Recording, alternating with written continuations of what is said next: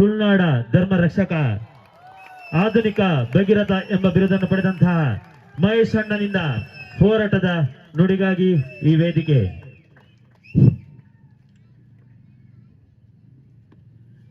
ಪ್ರಥಮತವಾಗಿ ಈ ಕಳೆಂಜ ಪುದುವೆಟ್ಟು ಕಾಯರ್ತಡ್ಕ ಭಾಗದ ಎಲ್ಲ ದೈವ ದೇವರುಗಳನ್ನು ಸ್ಮರಿಸುತ್ತಾ ವೇದಿಕೆಯಲ್ಲಿರುವಂತಹ ಎಲ್ಲ ಹೋರಾಟ ಮಿತ್ರರೇ ಸೇರಿದಂತ ಎಲ್ಲ ಸತ್ಯದ ಪರ ಹೋರಾಟಕ್ಕೋಸ್ಕರ ಬಂದು ಎಲ್ಲ ಸಭೆಗಳಲ್ಲಿ ಬೆಂಬಲವನ್ನು ಕೊಟ್ಟಂತ ನಿಮಗೆಲ್ಲರಿಗೂ ವಂದಿಸುತ್ತಾ, ವಿಶೇಷವಾಗಿ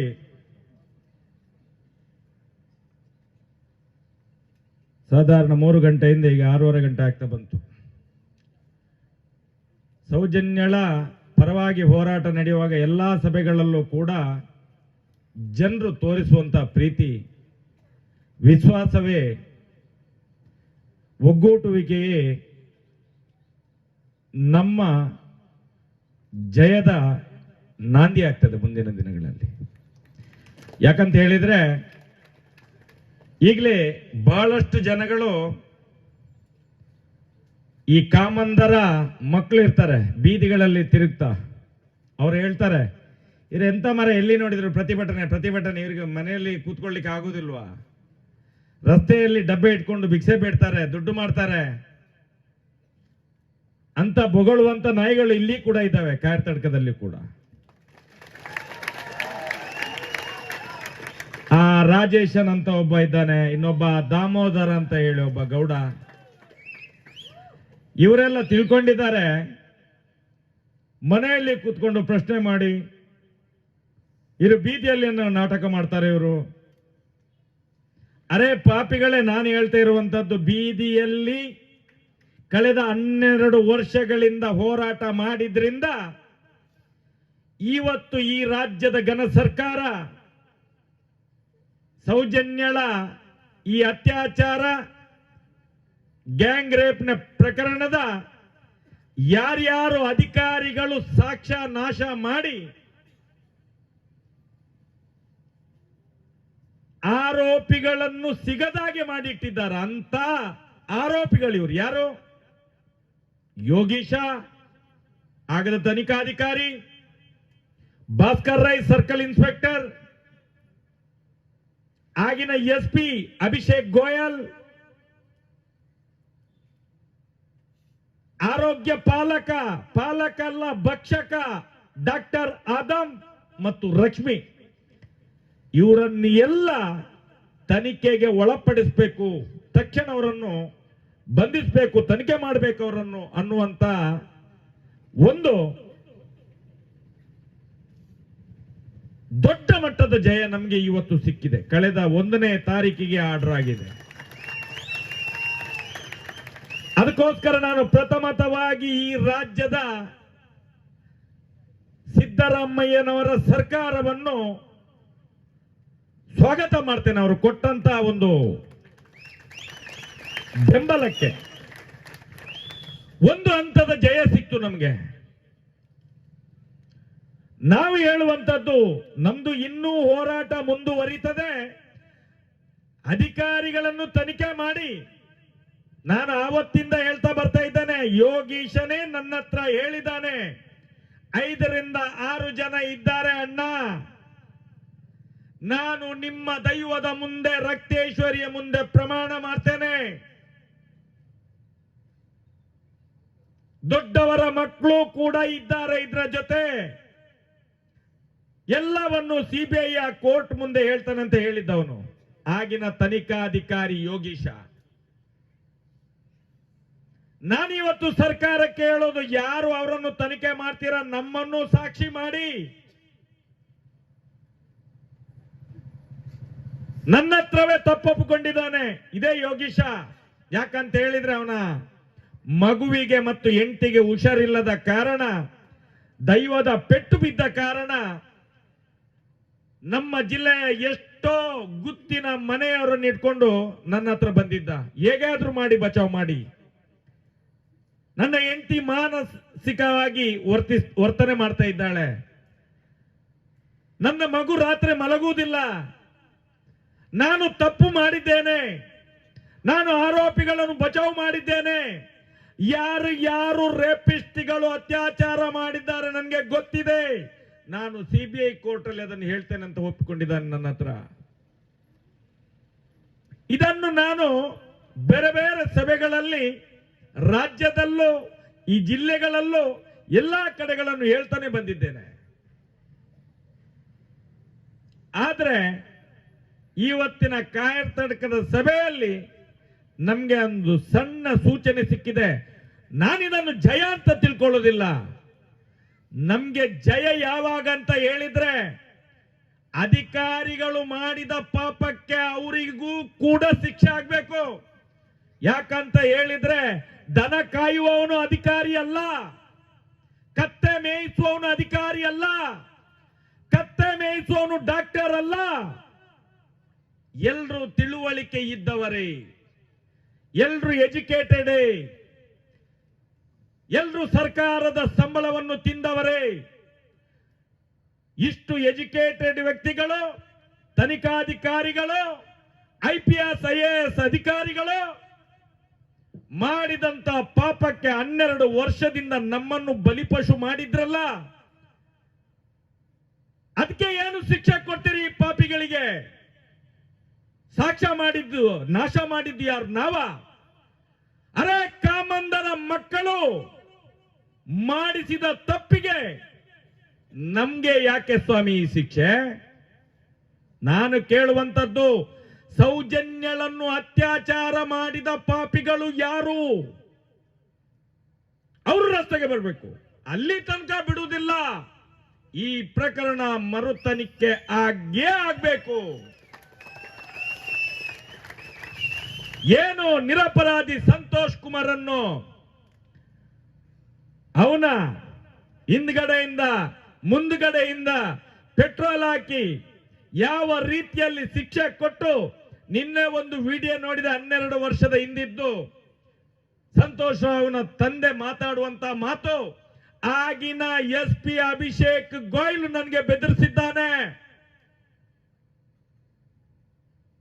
ಹೇಳು ನಾನೇ ಮಾಡಿದ್ದು ಅಂತ ಹೇಳು, ಒಪ್ಕೋ ಅಂತ ಹೇಳಿ ನನ್ನ ಮಗನಿಗೆ ಒತ್ತಡ ಹಾಕಿದ್ದಾರೆ ಆಗಿನ SP ಅಭಿಷೇಕ್ ಗೋಯಲ್ ಅಂತ ಹೇಳಿ.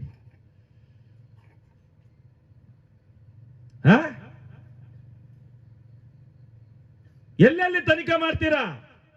ಮಾಡ್ಬೇಕಲ್ಲ. ನಾವು ಅದನ್ನೇ ಹೇಳೋದು. ತನಿಖಾಧಿಕಾರಿಗಳು, ಡಾಕ್ಟರ್ಸ್ಗಳು ಯಾರ್ಯಾರು ತಪ್ಪು ಮಾಡಿದ್ದಾರ ಕಾನೂನು ದೃಷ್ಟಿಯಲ್ಲಿ ಅದನ್ನೊಂದು ರೀತಿಯಲ್ಲಿ ತನಿಖೆ ಮಾಡಿ, ಅದೇ ರೀತಿ ಏನು ಸಂತೋಷ್ ರಾವ್ನ ಮರ್ಮಾಂಗಕ್ಕೆ ಪೆಟ್ರೋಲ್ ಹಾಕಿ ಅವನನ್ನು ಬಾಯಿ ಬಿಡಿಸಿದಾರ, ಅದೇ ರೀತಿ Abhishek Goyal, doctor Adam, doctor Rashmi, Yogeesha ತನಿಖಾಧಿಕಾರಿ, ಸರ್ಕಲ್ ಇನ್ಸ್ಪೆಕ್ಟರ್ ಭಾಸ್ಕರ್ ರೈ ಇವರನ್ನು ತನಿಖೆ ಮಾಡಿ ಅದೇ ರೀತಿ ಪೆಟ್ರೋಲ್ ಹಾಕಿ. ಯಾಕೆ? ನಾವೆಲ್ಲ ಹಿಂದೂ, ನಾವೆಲ್ಲ ಒಂದು, ನಾವು ಭಾರತಾಂಬೆಯ ಮಕ್ಕಳು ಅಂತ ಹೇಳಿದ್ರೆ ಒಬ್ಬನಿಗೆ ಒಂದು ಕಾನೂನು ಮಾಡ್ತೀರಾ? ಈ ದೇಶದಲ್ಲಿ ಎಷ್ಟು ಕಾನೂನಿದೆ? ಏನು ಸಂತೋಷ್ ರಾವ್ಗೆ ಯಾವ ರೀತಿಯ ಚಿತ್ರಹಿಂಸೆ ಕೊಟ್ಟಿದ್ದಾರ ಅದೇ ರೀತಿ ಚಿತ್ರಹಿಂಸೆಯನ್ನು ಈ ಅಧಿಕಾರಿಗಳಿಗೆ ಕೊಡಬೇಕು. ಒಪ್ಕೊಳ್ತೇವೆ. ರಾಜ್ಯ ಸರ್ಕಾರ ಇವತ್ತು ತೀರ್ಮಾನ ಮಾಡಿದೆ, ತನಿಖಾ ಇಲಾಖೆಯಿಂದ ತನಿಖೆ ಆಗ್ಬೇಕು ಅಂತ ಹೇಳಿ ಆರ್ಡರ್ ಮಾಡಿದೆ. ಅದು ಕೂಡ ಆರ್ಡರ್ ಮಾಡಿ ತಿಂಗಳೆಷ್ಟಾಯ್ತು, ಸರ್ಕಾರ ಮಾಡಿದೆ. ಈ ರಾಜ್ಯದ ಘನ ಸರ್ಕಾರ ಮಾಡಿದೆ. ಅದನ್ನು ಸ್ವಾಗತ ಮಾಡ್ತೇನೆ, ಒಪ್ಕೊಳ್ತೇನೆ, ಅವರಿಗೆ ಅಭಿನಂದನೆಯನ್ನು ಸಲ್ಲಿಸ್ತೇನೆ. ಆದರೂ ಕೂಡ ಅಧಿಕಾರಿ ವರ್ಗಗಳದು ಅದನ್ನು ಮುಚ್ಚಿಟ್ಟಿದ್ದಾರೆ. ಇವತ್ತು ನಮ್ಮ ಕೇಸನ್ನು ನೋಡಿಕೊಳ್ಳುವಂತಹ ಸುಳ್ಯ ತಾಲೂಕಿನ ಬಾಲಕೃಷ್ಣ ಗೌಡ್ರು ನಮ್ಮ ವಕೀಲರವರು, ಅವರು RTI ಹಾಕಿ ಏನು ಸರ್ಕಾರ ಆರ್ಡರ್ ಮಾಡಿದೆ ಅದರಲ್ಲಿ ಏನು ಕೆಲಸ ಆಗಿದೆ ಅಂತ ನೋಡುವಾಗ ಅದು ಅಲ್ಲಿಗೆ ಮುಚ್ಚಿತ್ತು. ಅದನ್ನು ಕೂಡ ಮುಚ್ಚಿ ಹಾಕಿದ್ದಾರೆ. ಯಾವಾಗ ಸೌಜನ್ಯ ಸತ್ತಾಗ ಇದ್ದಂತ ಅಧಿಕಾರಿ ವರ್ಗ ಈಗ ಕೂಡ ಇದೆ.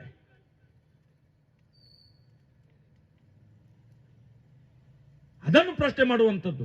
RTಯಲ್ಲಿ ತೆಗೆದು ನೋಡುವಾಗ ಯಾವುದೇ ತನಿಖೆ ನಡೀಲಿಲ್ಲ. ತಕ್ಷಣ ಕಾರ್ಯಪ್ರವೃತ್ತರಾಗಿ ಅವರ ಒಂದು ಸಮಯ ಪ್ರಜ್ಞೆಯಿಂದ ಈ ಕೇಸನ್ನು ತಕ್ಷಣ ಇವತ್ತು ತನಿಖೆಗೆ ವಹಿಸಿದ್ರು. ಮೊನ್ನೆ 1 ತಾರೀಕಿಗೆ ಆಯ್ತು. ರಾಜ್ಯ ಸರ್ಕಾರದ ಕೆಲಸ ಒಂದು ಹಂತದಲ್ಲಿ ತನಿಖೆಗೆ ಪ್ರಾರಂಭ ಆಯಿತು. ನಾನು ಕೇಳೋದು, ಕೇಂದ್ರ ಸರ್ಕಾರ ಏನ್ ಮಾಡ್ತೀರಿ? ಈ ದೇಶದ ಪ್ರಧಾನ ಮಂತ್ರಿ ಅವರು ಕೂಡ ಯೋಚನೆ ಮಾಡಬೇಕಲ್ಲ. ಈ ದೇಶದ ಪ್ರಧಾನಿ ಅವರು ಹೇಳ್ತಾರೆ ಬೇಟಿ ಬಚಾವೋ ಬೇಟಿ ಪಡಾವೋ. ಅರೆ, ಈ ದೇಶದ ಪ್ರಧಾನ ಮಂತ್ರಿ ಮೋದಿಜಿಯವರೇ ಬೇಟಿ ಬಚಾವ್ ಆದ್ರಲ್ಲೇ ಪಡಾವ್ ಮಾಡೋದು. ಬೇಟಿ ಬಚಾವ್ ಆದ್ರಲ್ಲ ಪಡಾವ್ ಮಾಡೋದು. ಈ ಬೇಟಿ ಪಡಾವ್ ಮಾಡುವಾಗಲೇ ಅದನ್ನು ಅತ್ಯಾಚಾರ ಮಾಡಿ 17 ವರ್ಷದ ಮಗುವನ್ನು, ನಮ್ಮೆಲ್ಲರ ಮಗುವನ್ನು ಬಲಾತ್ಕಾರವಾಗಿ ಕೊಂದು ರೇಪಿಸ್ಟ್ ಮುಗಿಸಿಬಿಟ್ಟಿದ್ದಾರಲ್ಲ. ಪ್ರಧಾನಿ ಮೋದಿಜಿಯವರೇ, ನಿಮ್ಮ ಮೇಲೆ ನಮಗೆ ತುಂಬಾ ತುಂಬಾ ತುಂಬಾ ನಂಬಿಕೆ ಇದ್ದಂತ ಮನುಷ್ಯರು ನಾವು ಸಂಘ ಪರಿವಾರದಿಂದ ಬಂದವರು. ನಾವು ಹಿಂದೂ ಸಂಘಟನೆಗಳಲ್ಲಿ ಕಳೆದ 35-40 ವರ್ಷಗಳಿಂದ ಕೆಲಸ ಮಾಡ್ತಾ ಬಂದವರು. ನಾವು ಮಾರ್ಗದಲ್ಲಿ ಬೀದಿಗಳಲ್ಲಿ ಜೈ ಶ್ರೀರಾಮ್ ಜೈ ಶ್ರೀರಾಮ್ ಜೈ ಶ್ರೀರಾಮ್ ಅಂತ ಹೇಳ್ಕೊಂಡು ಬಂದವರು. ನಾವು ನಿಮ್ಮನ್ನು ನೋಡಿ ಈ ದೇಶಕ್ಕೆ ಒಬ್ಬ ಒಳ್ಳೆಯ ಪ್ರಧಾನ ಮಂತ್ರಿಯವರು ಬಂದಿದ್ದಾರೆ. ಭಾರತ ದೇಶ ಮುಂದಿನ ದಿನಗಳಲ್ಲಿ ವಿಶ್ವ ಗುರು ಆಗ್ತದೆ ಅನ್ನುವಂತ ನಂಬಿಕೆ ಇಟ್ಟವರು ನಾವು. ಆದ್ರೆ 12 ವರ್ಷದಿಂದ ಇದೇ ಕಾಮಂದರ ಅತ್ಯಾಚಾರದ ಕ್ರೂರ ಅಟ್ಟಹಾಸಕ್ಕೆ ಬಲಿಯಾದಂತ 17 ವರ್ಷದ ಮುಗ್ಧ ಅಪ್ರಾಪ್ತ ಬಾಲಕಿಗೆ ನಿಮ್ಗೆ ನ್ಯಾಯ ಕೊಡಿಸ್ಲಿಕ್ಕೆ ಆಗ್ಲಿಲ್ಲ. ಏನು ಧರ್ಮ ಸ್ಥಾಪನೆ ಮಾಡ್ತೀರಿ? ಏನು ವಿಶ್ವಗುರು ಮಾಡ್ತೀರಿ ನೀವು? ಇದು ನಮ್ಮ ನೋವನ್ನು ನಿಮ್ಮ ಹತ್ರ ಕೇಳುವಂತದ್ದು. ಭಾರತ ದೇಶದ ಪ್ರಧಾನಿ ನರೇಂದ್ರ ಮೋದಿಜಿಯವರೇ, ತಪ್ಪು ಮಾಡುವವರನ್ನು ಯಾರನ್ನೂ ನಾವು ಕ್ಷಮಿಸುವುದಿಲ್ಲ. ಯಾಕಂತ ಹೇಳಿದ್ರೆ ಏನ್ ಹೇಳ್ತೇವೆ? ತಾಯಿಯನ್ನು ಭಾರತ್ ಮಾತಾ ಅಂತ ಕರಿತೇವೆ. ನಾವು ತಾಯಿ ಅಂತ ಹೇಳ್ತೇವೆ, ತಂಗಿ ಅಂತ ಹೇಳ್ತೇವೆ, ಅಕ್ಕ ಅಂತ ಹೇಳ್ತೇವೆ, ಅಮ್ಮ ಅಂತ ಕರಿತೇವೆ, ಧರ್ಮ ಅಂತ ಹೇಳ್ತೇವೆ. ಆ ತಾಯಿಯನ್ನು ಪ್ರಕೃತಿ ಅಂತ ಹೇಳ್ತೇವೆ ನಾವು. ಆದ್ರೆ ಆ ತಾಯಿಯ ರಕ್ಷಣೆ ನಮ್ಮಿಂದ ಆಗ್ಲಿಲ್ಲ ಅಂತ ಹೇಳಿದ್ರೆ, ನಾನು ಮಾನ್ಯ ಮೋದಿಜಿಯವರಿಗೆ, ಈ ದೇಶದ ಪ್ರಧಾನ ಮಂತ್ರಿಯವರಿಗೆ ವಿನಂತಿಯನ್ನು ಮಾಡ್ತೇನೆ. ನಿಮ್ಮದೇ ಸರ್ಕಾರ, ಬಿಜೆಪಿ ಸರ್ಕಾರ ಇದ್ದಾಗ ಈ ಮಗುವಿನ ಅತ್ಯಾಚಾರ ಆಗಿ ಕೊಲೆಯಾಗಿದೆ. 2012ರಲ್ಲಿ ನಿಮ್ಮದೇ ಬಿಜೆಪಿ ಸರ್ಕಾರ ಇದ್ದದ್ದು. ಹುಡುಗಿ 9/10/2012 ಮಿಸ್ಸಿಂಗ್ ಆಗಿದೆ. 10/10/2012 ಬಾಡಿ ಸಿಕ್ಕಿದ ಸಮಯಕ್ಕೆ ನಮ್ಮ ರಾಜ್ಯದ ಘನ ರಾಜ್ಯಕ್ಕೆ ವ್ಯಕ್ತಿಗಳು ಯಡಿಯೂರಪ್ಪ, ಈಶ್ವರಪ್ಪ, ಶೋಭಾ ಕರಂದ್ಲಾಜೆ, ಸದಾನಂದ ಗೌಡ, DV ಸದಾನಂದ ಗೌಡ, R ಅಶೋಕ್ ಗೃಹ ಮಂತ್ರಿ ಎಲ್ಲ ಬಂದಿದ್ರಲ್ಲ ಧರ್ಮಸ್ಥಳಕ್ಕೆ. ಸೌಜನ್ಯಳ ಆ ಮುಗ್ಧ ಬಾಲಕಿಯ ಶವವನ್ನು ನೋಡ್ಲಿಕ್ಕೆ, ಆ ಮನೆಗೆ ಶಾಂತ್ವನ ಹೇಳಲಿಕ್ಕೆ. ಆದ್ರೆ ಧರ್ಮಸ್ಥಳದಿಂದ ಪಾಂಗಲ ಮನೆಗೆ ಇರುವುದು ಬರೇ 1.5 ಕಿಲೋಮೀಟರ್ ದೂರ. ಆದ್ರೆ ಅಲ್ಲಿಗೆ ನಿಮ್ಮ ಸಹೋದ್ಯೋಗಿಗಳು ಯಾರೂ ಬರಲಿಲ್ಲ. ಮೋದಿಜಿಯವರೇ ಧರ್ಮಸ್ಥಳದಲ್ಲಿ ಬಂದ್ರು, ಬಿಸ್ಕಿಟ್ ತಗೊಂಡ್ರು, ಅಲ್ಲಿಂದಲೇ ಕಾಲು ಕಿತ್ತಿದ್ದಾರೆ. ಆಗಿನ ಮುಖ್ಯಮಂತ್ರಿಗಳು, ಆಗಿನ ಗೃಹ ಮಂತ್ರಿಗಳು, ಮಹಿಳಾ ಶಿಖಾಮಣಿ ಶೋಭಾ ಕರಂದ್ಲಾಜೆ, ನಿಮ್ಮವರು ಹೇಳ್ತಾರಲ್ಲ, ನಾವು ಯಾವುದೇ ಪಕ್ಷದ ಗುಲಾಮಿಗಳಲ್ಲ, ನಾವು ಸನಾತನ ಹಿಂದೂ ಧರ್ಮದ ಅನುಯಾಯಿಗಳು. ನಾವು ಕಾಂಗ್ರೆಸ್ಸಿನ ಏಜೆಂಟುಗಳು ಅಲ್ಲ, ಯಾವುದೇ ಪಕ್ಷದ ಏಜೆಂಟುಗಳಲ್ಲ, ಸನಾತನ ಹಿಂದೂ ಧರ್ಮದ ಏಜೆಂಟುಗಳು ನಾವು. ನ್ಯಾಯ ಕೊಡಿ ಅಂತ ಕೇಳೋದು. ಒಂದು ಹೆಣ್ಣು ಮಗುವಿಗೆ 12 ವರ್ಷಗಳಿಂದ ನ್ಯಾಯ ಕೊಡ್ಲಿಕ್ಕೆ ಆಗ್ಲಿಲ್ಲ. ನಮ್ಮ ಮೇಲೆ ಇದೇ ಕಾಮಂದರು, ಇದೇ ಅತ್ಯಾಚಾರಿಗಳು, ಇದೇ ಕೊಲೆಗಡುಕರು ಎಷ್ಟು ಡಿಫಾಮೇಷನ್ ಕೇಸ್ ಹಾಕ್ತಿದ್ದಾರೆ ಗೊತ್ತಾ ನಿಮ್ಗೆ? ಬರೇ ಒಂದು ಹಳ್ಳಿನ ಭಾಗದಲ್ಲಿ 2 ವರ್ಷದ 3 ವರ್ಷದ 10 ವರ್ಷದ ಮಗು ಹಾಡು ಹೇಳಿದ್ರೆ, ಡ್ಯಾನ್ಸ್ ಮಾಡಿದ್ರೆ ಟ್ವೀಟ್ ಮಾಡ್ತೀರಿ. ಮೋದಿಜಿ ಅವರೇ, 17 ವರ್ಷದ ಮಗುವನ್ನು ಅವಳಿಗೆ ಮಾದಕ ದ್ರವ್ಯವನ್ನು ಹಾಕಿ ಯಾವ ರೀತಿಯಲ್ಲಿ ರೇಪ್ ಮಾಡಿದ್ದಾರೆ ಇಲ್ಲಿ ತನಕ ನಿಮ್ಗೆ ಗೊತ್ತೇ ಆಗ್ಲಿಲ್ವಾ? ಇಂಟರ್ನ್ಯಾಷನಲ್ ಹ್ಯೂಮನ್ ರೈಟ್ಸ್ ಕಮಿಷನ್ಗೆ ಕೂಡ ನಾವು ಕಂಪ್ಲೇಂಟ್ ಮಾಡಿದ್ದೇವೆ. ಅದೇ ಕಂಪ್ಲೇಂಟ್ ನಿಮ್ಗೂ ಕೂಡ ಕಳಿಸಿದ್ದಾರೆ. ಮೋದಿಜಿ ಅವರೇ, ಯಾಕೆ ಮೌನವಾಗಿದ್ದೀರಿ? ಯಾಕೆ? ಏನು ಅತ್ಯಾಚಾರಿಗಳನ್ನು ರಕ್ಷಣೆ ಮಾಡುವಂತಹ ಕಾಮಂದರುಗಳು ಯಾರಿದ್ದಾರೋ ನಿಮ್ಮ ಸಹೋದ್ಯೋಗಿಗಳವರು, ಅವರನ್ನು ರಕ್ಷಣೆ ಮಾಡ್ತಿದ್ದೀರಾ? ಹೆಣ್ಣು ಮಗುವಿಗೆ ರಕ್ಷಣೆ ಮಾಡಲಿಕ್ಕೆ ಆಗದಂತ ಕೇಂದ್ರ ಸರ್ಕಾರ ಇರಬಹುದು, ಅದರ ಜೊತೆ ಸೇರಿದಂತ ರಾಜಕೀಯ ವ್ಯಕ್ತಿಗಳಿರ್ಬೋದು. ನೀವು ರಾಮ ಮಂದಿರ ಮಾಡಿದ್ರೆ ಏನು ಪ್ರಯೋಜನ ಬಂಧುಗಳೇ? ಒಂದು ತಾಯಿಯ ರಕ್ಷಣೆ ನಮ್ಮಿಂದ ಆಗುವುದಿಲ್ಲ ಅಂತ ಹೇಳಿದ್ರೆ ಹಿಂದುತ್ವ, ಧರ್ಮ, ಗೋಮಾತೆ ನೀವು ಎಲ್ಲ ನೋಡ್ಬೇಕು. ನೀವು ಕೂಡ ಅದೇ ಧರ್ಮಸ್ಥಳಕ್ಕೆ ಬಂದು ಹೋದವರು ಮೋದಿಜಿ ಅವರೇ. ಮುಂದಿನ ದಿನದಲ್ಲಿ ನಾನು ಕೂಡ ದಿಲ್ಲಿಯಲ್ಲಿ ನಿಂತು ಇದೇ ಭಾಷಣ ಹಿಂದಿಯಲ್ಲಿ ಮಾಡ್ತೇನೆ. ನಿಮ್ಗೆ ನಾನು ಇವತ್ತೇ ಹಿಂದಿ ಭಾಷಣ ಮಾಡಿ ನಿಮ್ಗೆ ತಿಳಿಸ್ಬೇಕು ಅಂತ ಇದ್ದೆ. ನಿಮ್ಗೆ ಸಣ್ಣ ಸಣ್ಣ ಮಕ್ಕಳು ಹಾಡುವುದೆಲ್ಲ ಟ್ವಿಟರ್ನಲ್ಲಿ ಟ್ವೀಟ್ ಮಾಡ್ತಿರಲ್ಲ ನೋಡಿ. ಆದ್ರೆ ಸೌಜನ್ಯ ಸತ್ತು 12 ವರ್ಷ ಆಯ್ತು, ಗೊತ್ತೇ ಆಗ್ಲಿಲ್ಲ ನಿಮ್ಗೆ. ಏನು ನಿಮ್ಮ ಧರ್ಮ? ಏನು ಧರ್ಮ?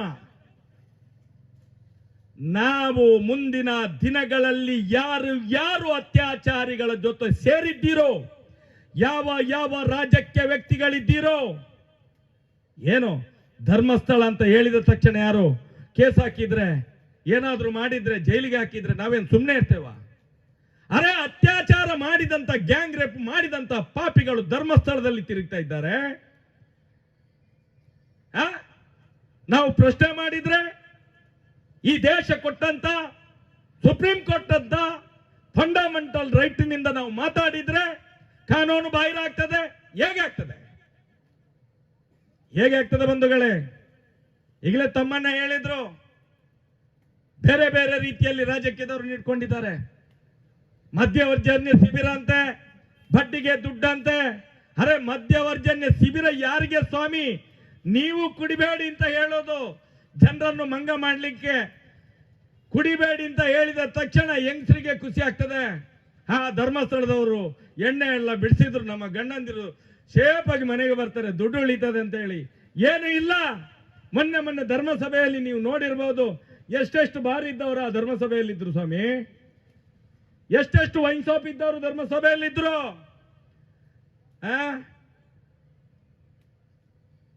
ಏನು ಮಧ್ಯವರ್ಜನ್ಯ ಶಿಬಿರ? ಜನಗಳನ್ನು ಮಂಗ ಮಾಡುವುದು, ಕೈಯಲ್ಲಿ ತಾಳ ಕೊಡೋದು, ಆ ಕಡೆಯಿಂದ ಬಡ್ಡಿಗೆ ಹಣ ಕೊಡೋದು, ವ್ಯಾಪಾರ ಮಾಡೋದು. ಈ ಸರ್ಕಾರಗಳು ಎಚ್ಚೆತ್ಕೊಳ್ಬೇಕು. ನೀವುಗಳು ಮಾಡಿದ ತಪ್ಪುಗಳು, ರಾಜಕೀಯ ವ್ಯಕ್ತಿಗಳು ಸಾವಿರ ಎಕರೆ ಭೂಮಿಯನ್ನು ಮಾಡಿಕೊಟ್ಟವರು ನೀವು. ಇವರ ಜೊತೆ ಮಿಂಗಿಲಾದಂತ ಎಷ್ಟೋ ಶಾಸಕರುಗಳು, ಮಿನಿಸ್ಟರ್ಗಳು. ನಾನು ಹೇಳುವಂಥದ್ದು, ಅಣ್ಣಪ್ಪ ಸ್ವಾಮಿಯ, ಮಂಜುನಾಥ ಸ್ವಾಮಿಯ ಶಾಪ ಕಟ್ಕೊಳ್ತೀರಿ ನೀವು, ಶಾಪ ಕಟ್ಕೊಳ್ತೀರಿ. ಸುಪ್ರೀಂ ಕೋರ್ಟಿನ ಆರ್ಡರ್ ಇದೆ. ಯಾವ ದೇವಸ್ಥಾನದ ದೇವರ ಹೆಸರಲ್ಲಿ ಜಾಗಗಳಿದ್ದಾವೋ ಅದು ಪುನಃ ದೇವರ ಹೆಸರಿಗೆ ಮಾಡಬೇಕು ಅಂತ ಹೇಳಿ. ಯಾಕೆ ಧರ್ಮಸ್ಥಳದ ಆಗೋದಿಲ್ಲ? ನಮ್ದು ಉಜಿಯಲ್ಲಿ ಒಂದು ದೇವಸ್ಥಾನ ಇದೆ, ಜನಾರ್ದನ ಸ್ವಾಮಿ ದೇವಸ್ಥಾನ ಅಂತೇಳಿ. ಜನಾರ್ದನ ದೇವರಂತಲೇ ಆರ್ಟಿಸಿದ್ದದ್ದು. ಈಗ ಯಾರೋ ಭಟ್ರ ಹೆಸರಿಗೆ ಆಗಿದೆ ಪಡ್ವೆಟ್ನಾಯ ಅಂತೇಳಿ. ಹೇಗೆ ಆಗ್ತದೆ ಅದು? ದೇವರ ಹೆಸರಲ್ಲಿದ್ದ ಜಾಗಗಳು ದೇವರನ್ನೇ ಮಾಯ ಮಾಡಿ ಸ್ವಾರ್ಥಕ್ಕೋಸ್ಕರ ಬಳಸ್ಕೊಂತ ಕೊಳ್ಳುವಂತಹ ಪಾಪಿಗಳು ಇವರೆಲ್ಲ. ದೇವರನ್ನೇ ಮಾರಾಟ ಮಾಡಿಬಿಡ್ತಾರೆ ಇವರು. ಧರ್ಮಸ್ಥಳದಲ್ಲಿ ಆಗುವುದು ಕೂಡ ಅದೇ. ಎಲ್ಲಿದೆ ಧರ್ಮ? ಒಂದು ವೇಳೆ ಅಲ್ಲಿ ಧರ್ಮ ಇದ್ರೆ ಇಂಥ ಅತ್ಯಾಚಾರಿಗಳು ನಡೀತದ? ನಾನು ಒಂದು ಘಟನೆಯ ಬಗ್ಗೆ ಮಾತಾಡುವುದಿಲ್ಲ. ಪದ್ಮಾಲತಾ, ವೇದವಲ್ಲಿ, ಆನೆ ಮಾವುತ ಅವರ ತಂಗಿ, ನಾನು ಹೇಳುವಂಥದ್ದು ಇವತ್ತು ಬಿಡಿ. ಸೌಜನ್ಯಂದಕ್ಕೆ ಸಾಕ್ಷ್ಯ ಇಲ್ಲ, ಹಾಗೆ ಮಾತಾಡ್ತೀರಿ, ಈಗ ಮಾತಾಡ್ತೀರಿ. ಡಬಲ್ ಮರ್ಡರ್ ಹೇಗಾಯ್ತು? ಹೇಗಾಯ್ತು ಬಂಧುಗಳೇ ಡಬಲ್ ಮರ್ಡರ್? ಆನೆ ಮಾವುತನ ನಾರನ್ ಸಪಲ್ಯನ 75-80 ವರ್ಷದ ಮುದುಕನನ್ನು ಅವರ ತಂಗಿ ಯಮುನಾನನ್ನು ಹೇಗೆ ಕೊಲೆ ಮಾಡ್ತಾರೆ? ಒಬ್ಳ ತಲೆ ಮೇಲೆ, ಆ ಯಮುನನ್ ತಲೆ ಮೇಲೆ ರುಬ್ಬುವ ಕಲ್ಲನ್ನಾಕಿ ಕೊಂದು ಬಿಡ್ತಾರೆ ಮಲಗಿದಲ್ಲಿಯೇ. ಯಾರಾದ್ರೂ ಸಾಯಿಸಬೇಕಾದ್ರೆ ಎಬ್ಬಿಸಿಕೊಳ್ತಾರೆ, ಇವರು ಮಲಗಿದಲ್ಲಿಯೇ ಕೊಲೆ ಮಾಡಿದ್ದಾರೆ. ನಾರಾಯಣ್ ಸಪಲ್ಯರ ಮೇಲೆ ಇಷ್ಟು ದೊಡ್ಡ ಕಲ್ಲನ್ನೆತ್ತಿ ಹಾಕಿ ಕೊಲೆ ಮಾಡಿದ್ದಾರೆ. ಆ ಬೀಭತ್ಸ ಚಿತ್ರವನ್ನು ನೋಡಿದ್ರೆ ನಮ್ಗೆ ನೋವಾಗ್ತದೆ, ಎದೆ ಜಲ್ಲಂತದೆ. ನಾರಾಯಣ್ ಸಪಲ್ಯರ ಹೆಂಡತಿ ಪೊಲೀಸ್ ಸ್ಟೇಷನ್ಗೆ ಕಂಪ್ಲೇಂಟ್ ಮಾಡಿದ್ರೆ ಯಾವುದೇ ರೀತಿಯಲ್ಲಿ, ಇದು ಸೌಜನ್ಯಗಳಿಂದ 21 ದಿವಸಕ್ಕಿಂದ ಆಗುವಂಥದ್ದು, ಯಾವುದೇ ರೀತಿಯಲ್ಲಿ ಕಂಪ್ಲೇಂಟೇ ತಗೊಳ್ಳೋದಿಲ್ಲ. ಅದರಲ್ಲಿ ಕಂಪ್ಲೇಂಟ್ ಯಾರು ಕೊಡ್ತಾನ? ಯಾರು ಒಬ್ಬ ಶೆಟ್ಟಿ ಇದ್ದಾನೆ, ಅವನ ಹೆಸರೇನು? ರಾಜೇಂದ್ರ ರೈ. ಅವನೇ ಕೊಲೆ ಮಾಡಿ ಹರ್ಷೇಂದ್ರ ಹೆಗ್ಡೆಯ ಸೂಚನೆಯ ಮೇರೆಗೆ ಕೊಲೆ ಮಾಡಿದ್ದು. ನಾನು ಹೇಳುವುದಲ್ಲ ಅದನ್ನು. ನಾವು ಹೇಳಿದ್ರೆ ಕಂಟೆಂಪ್ಟ್ ಆಗ್ತದೆ, ನಮ್ಮ ಮೇಲೆ ಕೇಸ್ ಇದೆ.